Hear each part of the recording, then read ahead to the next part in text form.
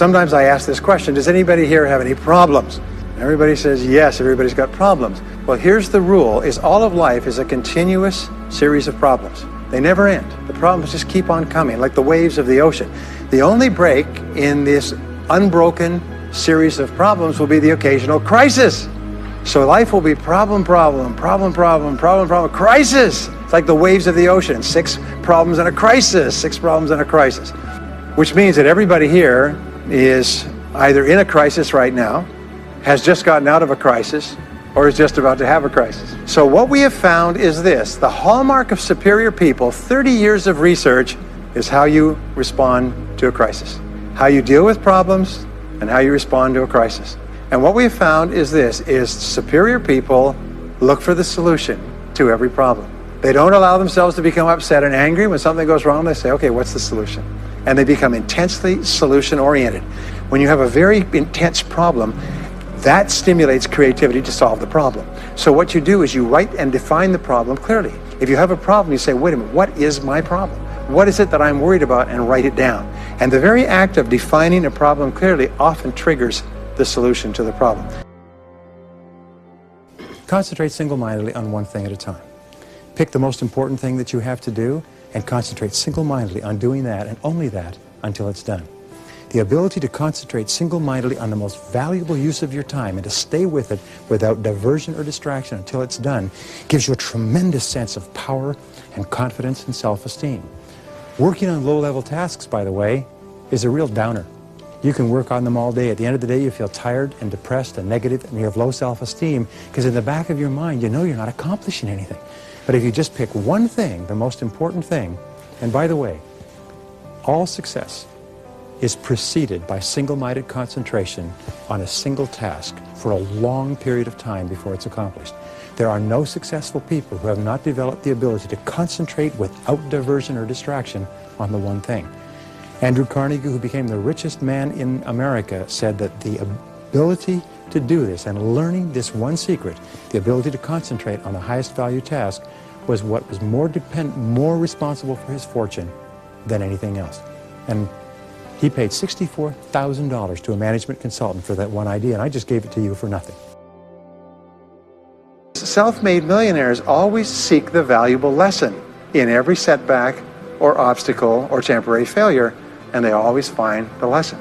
Now, what do failures do? Failures whine and cry and think about what they've lost and blame their problems on someone else. Successful people say, what can I learn from this that will make me smarter next time? And my promise to you, those who seek find, is that if you go looking for a valuable lesson in the biggest problem that you're facing today, you'll always find the lesson. Here's another possibility. Your biggest problem today could be the biggest gift that you have ever received, because it may contain within it the lesson that will make you successful. If you stop thinking about what happened and who's to blame, and you start looking for the gift within your problem, sometimes it can transform your life. The next key is to dedicate yourself to lifelong learning. Now, what takes you from rags to riches is personal. Here's an interesting point. The more you commit yourself to becoming the best person you can be, the more you like yourself and respect yourself, the more energy you have, the bigger goals you set for yourself, the more you persist. When you invest in yourself and you read and learn and upgrade your skills, you're telling yourself, wow, I am a person with a great future, and it's up to me to maximize my potential. And your self-esteem goes up, your self-respect goes up, your sense of personal pride goes up, and you started to get promoted more and paid more in every part of your life. There's a common denominator of helplessness and habit, and the common denominators are fear and ignorance. Fear and ignorance. We're afraid. We're afraid it might not work. We're afraid we might fail. We're afraid it might cost us something. We're afraid of criticism and embarrassment. We're afraid of failure and loss and limitation and lack and ill health and disapproval. We're so afraid. The things that we would do if we weren't afraid are literally beyond belief. And we're afraid of getting out of the comfort zone because of what they might say. What if we did something different, changed jobs, changed careers, started a business, got into something else? What would they say? Do you know, I was listening to a psychologist talking the other day. He says, nobody's ever been able to define who they are. When you're in your 20s, you don't care what people think. And when you're in your 30s, you're very sensitive to what people think. And then you get into your 40s. And in your 40s, you realize the great truth is that no one was ever thinking about you at all. State of frustration, I began asking this question. Why is it that some people are more successful than others? So I began asking other successful people, what are you doing differently from me? And they told me, and I did it, and I got better results. I got into sales when I could no longer get a laboring job. And in sales, I noticed that one of the guys in my company was making 10 times as much as anybody else.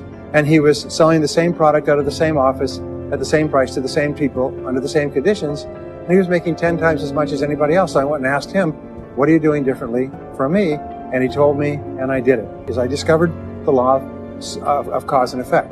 The law of cause and effect, sowing and reaping, action and reaction, is the great universal or iron law of the universe. What it says is that everything happens for a reason, is that there are no causeless effects, is that even if we don't know what is causing the effect, we trace it back. It's the basis of the scientific process, of all medical research, of all marketing, of all business, is if you can define an effect that you want, you can trace it back and find somebody who at one time did not have that effect, and then find out what they did, and then do the same things, and you eventually get the same results. We say that success is not an accident. Failure is not an accident. Success leaves tracks. So if you just follow the tracks of other successful people, no matter where you're starting from, you eventually get to the same place that they get.